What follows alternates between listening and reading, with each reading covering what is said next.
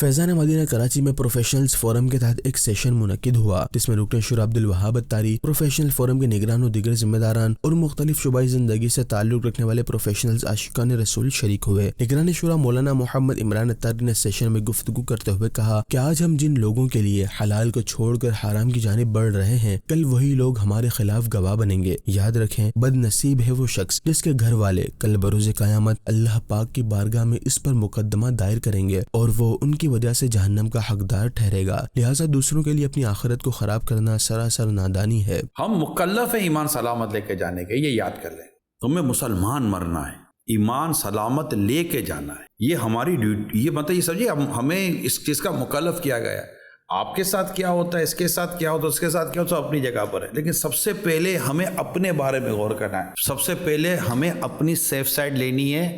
آخرت کے تعلق سے،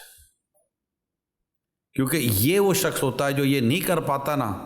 پھر اس کے کہنے پر، اس کے کہنے پر، اس کے اکسانے پر، اس کے اکسانے پر یہ وہ کر گزرتا ہے جو اس کو نہیں کرنا چاہیے تھا۔ اور کیونکہ اب دور ہی ایسا عجیب ہے، یعنی کہ یہ روایتوں میں یہ مضامین ملتے، ایک وقت آئے گا کہ آدمی کا دین اس کے فیملی کے ڈیپینڈ پر چلا جائے گا،